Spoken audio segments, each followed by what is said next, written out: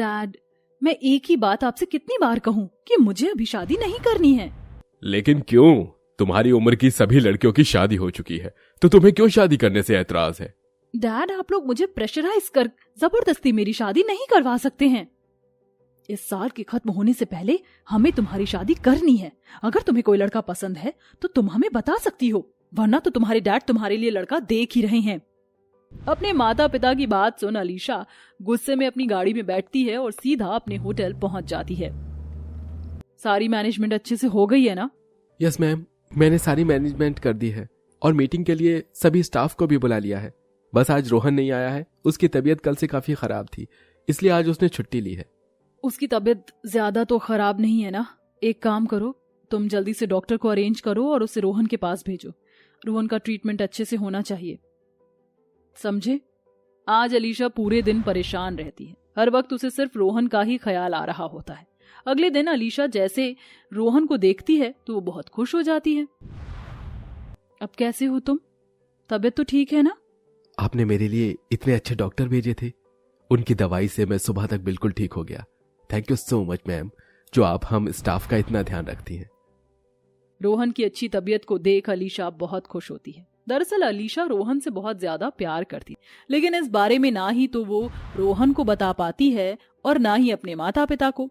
वो जानती थी कि वो महलों की बेटी है और उसके माँ बाप कभी भी अपने ही होटल के नौकर से उसकी शादी नहीं करवाएंगे। अलीशा, ये फोटो देखो और बताओ ये लड़का कैसा है। इसे मैंने तुम्हारे लिए पसंद किया है। डैड, आप फिर शुरू हो गए। मैंने कहा था कि मुझे अभी शादी नहीं करनी है, लेकिन आप हो कि मानते ही नहीं। अलीशा अब जान चुकी थी कि उसके माँ बाप जल्द ही उसकी शादी करवा देंगे, इसलिए अब अलीशा खुद को रोहन से अपने प्यार का इजहार करने को नहीं रोक पाती। रोहन, मुझे तुमसे कुछ बात करनी है। जी मैम, बोलिए।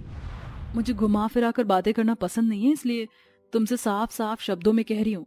मैं तुमसे बहुत प्यार करती हूँ और तुमसे शादी कर अपनी पूरी जिंदगी तुम्हारे साथ गुजारना चाहती हूँ। ये आप क्या कह रही हैं? आप होश में तो हैं? आप कहाँ महलों की रानी और मैं कहाँ सड़कों का भिखारी। रोहन, मुझे तुम्हारी गरीबी से कोई फर्क नहीं पड़ता। मैं पैसे बचाने के लिए सरकारी हॉस्टल में रहता हूँ। गांव में मेरे बूढ़े माँ बाप और मेरी एक बहन है। मुझे मेरी बहन की शादी भी करनी है। मेरे बूढ़े माँ बाप को एक अच्छी जिंदगी देनी है। बिना ये सब चीज किए मैं आपसे कैसे शादी कर सकता हूँ? तुम उसकी फिक्र मत करो, मैं तुम्हारा साथ दूंगी। हम हर मुश्किल का सामना साथ में मिलकर कर लेंगे। कहीं ना कहीं रोहन भी अलीशा को पसंद करता था, लेकिन अपनी गरीबी के चलते रोहन ने कभी अलीशा से अपने प्यार का इजहार नहीं किया।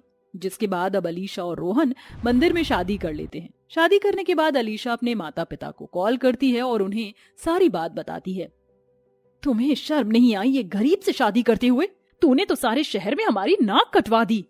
तूने एक भिखारी से शादी करने के लिए मेरी करोड़ों की दौलत को ठुकराया है, इस आलीशान महल को छोड़ा है। एक दिन तू बहुत पछताएगी।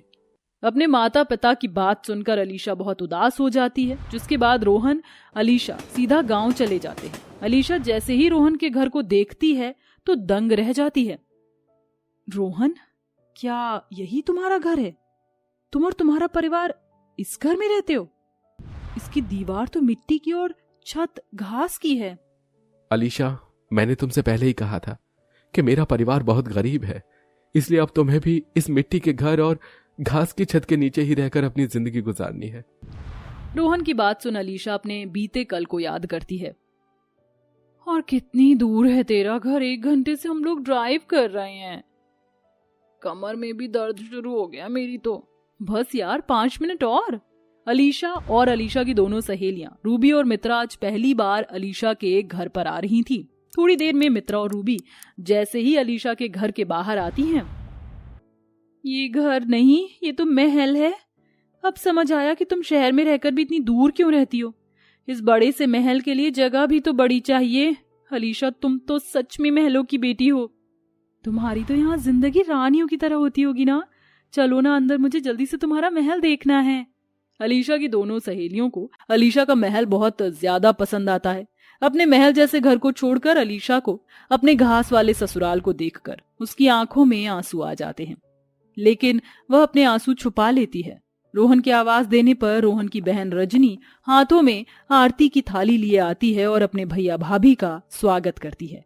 अलीशा जैसे ही ससुराल के अंदर जाती है, रोहन, माँ जी चूल्हे पर खाना बना रही हैं।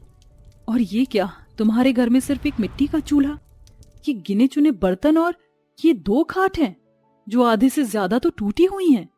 अलीशा जैसे ही उस खाट पर जाकर बैठती है तो एकदम से खाट टूट जाती है और अलीशा सीधा नीचे गिरती है। मेरी कमर। भाभी आप ठीक तो है ना? आप ये खाट रहने दीजिए, मैं आपके लिए चटाई बिछा देती हूँ। अलीशा ने अपने प्यार की खातिर अपना महल जैसा घर तो छोड़ दिया था, लेकिन उसे ये नहीं पता था कि अब उसे उसके इस घास के ससुराल में कितनी परेशानी होने वाली है। बहू चल जल्दी से उठ जा। क्या हुआ माँ जी? सुबह के 4 बजे हैं, आप मुझे उठा रही हैं? सूरज निकलने से पहले हमें नदी पर जाकर स्नान जो करना है, इसलिए। क्या? नदी में? आप लोग नदी में नहाती हैं? क्या है ना, गांव में किसी के भी घर में गुसल खाना नहीं है, इसलिए हम सवेरे होने से पहले नदी किनारे जाकर स्नान कर लेती हैं। अपनी सास की बात सुन अलीशा को बहुत ज्यादा अजीब लगता है। अलीशा अपने कपड़े लेकर गांव की सभी औरतों के साथ नदी में जाती है और देखती है कि सारी औरतें आराम से नदी के अंदर नहा रही हैं। ये सब देख अलीशा को बहुत अजीब लगता है। अलीशा जैसे तैसे नदी में सभी के साथ नहाती और अपने घर आ जाती है। भाभी आज आपकी पहली रसोई की रस्म है, तो आप आलू पूरी और खीर बना लीजिएगा। अपनी नंद की बात सुन अलीशा जैसे ही चूल्हे पर खाना बनाने के लिए बैठती है तो धुएं की वजह से अलीशा की खांस खांस कर तबीयत खराब हो जाती है। लेकिन अभी अलीशा को अपने इस गरीब ससुराल में और परेशान होना बाकी था। जा जाकर वो बड़ा पतीला ला। लेकिन क्यों माँ जी? तुझे दिखाई नहीं दे रहा? बारिश हो रही है और घास की छत होने की वजह से पानी घर के अंदर आ रहा है। हर साल बारिश के मौसम में यही हाल होता है। रोहन से कहकर ऊपर तिरपाल डलवा दूंगी। अपने ससुराल की ऐसी हालत देख अब अलीशा हद से ज्यादा परेशान हो चुकी थी। मुझे यहाँ रहने में बहुत परेशानी हो रही है, क्यों ना हम लोग शहर चलें, वहां पर हम लोग किराए का घर लेकर आराम से रह लेंगे। अगर हम दोनों शहर चले जाएंगे तो खर्चा कितना बढ़ जाएगा। सिर्फ कुछ महीनों की और बात है, फिर धीरे धीरे तुम्हें इन सब चीजों की आदत पड़ जाएगी। रोहन की बात सुन अलीशा काफी उदास हो जाती है। बीतते समय के साथ साथ अलीशा को भी सब चीजों की आदत पड़ना तो दूर बल्कि ज्यादा परेशानी होना शुरू हो जाती है। अब भी तो झाड़ू लगाई थी, फिर से ये दीवारों से मिट्टी गिरना शुरू हो गई। अलीशा को एक मटके पानी के लिए भी कई किलोमीटर तक चलना पड़ता था। जिस अलीशा ने कभी अपना जूठा ग्लास नहीं उठाया था, अब उस अलीशा को अपने ससुराल वालों के जूठे बर्तन, कपड़े और यहाँ तक कि गोबर के उपले बनाने पड़ते हैं। ऐसे ही एक दिन अलीशा जब मिट्टी के चूल्हे पर खांसते हुए खाना बना रही होती है कि तभी उसके दरवाजे पर दस्तक होती है। अलीशा। मॉम, डैड, मुझे तो लगा आप मुझसे कभी नहीं मिलेंगे। जैसी भी हो, हमारी बेटी हो। हमें तुम्हारी बहुत याद आ रही थी, इसलिए हम तुमसे मिलने चले आए। अलीशा अपने माता पिता को देखकर बहुत खुश होती है। अपने माता पिता के लिए नाश्ता भी लाती है। ये लीजिए मॉम, डैड, चाय पीजिए। अलीशा, तुम तो जानती हो कि हम सिर्फ ब्लैक कॉफी पीते हैं। और मेरा टेस्ट तो तुम्हें पता ही है, मैं कभी भी इतने लो ब्रांड के बिस्किट नहीं खाता हूँ। आलोक और पायल की बात सुन अलीशा के ससुराल वालों को बहुत बेइज्जती होती है। जिसके बाद अलीशा अपने माता पिता के लिए खाना लेकर आती है। खाने को देखकर, ये कैसी दाल है? क्या ये लोग तुम्हें ढंग का खाना भी नहीं खिलाते हैं? कैसे ससुराल वाले हैं तुम्हारे? इतना कहकर अलीशा के माता पिता जाने लगते हैं। अलीशा अपने माता पिता को छोड़ने के लिए बाहर जाती है। देखा अपनी मर्जी से शादी करने का नतीजा? न जाने कैसे रह रही हो तुम यहाँ पर। तुमने इन भिखारी के साथ रहने के लिए हमें छोड़ा था ना। अपने माता पिता की बात सुन अलीशा की आंखों में आंसू आ जाते हैं। वहीं शीला चुपके से ये सारी बात सुन लेती है और जाकर रोहन को बता देती है।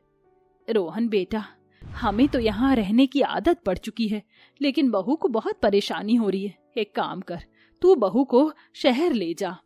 माँ, आप ये कैसी बातें कर रही हैं? मैं आपको छोड़कर कैसे जा सकता हूँ? शहर के खर्चे तो आपको पता ही है ना। वहां जाकर मैं किराया दूंगा या आप लोगों को पैसे भेजूंगा। शहर जाकर बहू भी तेरे साथ नौकरी कर लेगी तो वो घर खर्च उठा लेगी और तू हमारे उठा लियो। माँ, तो आप भी हमारे साथ शहर चलिए ना।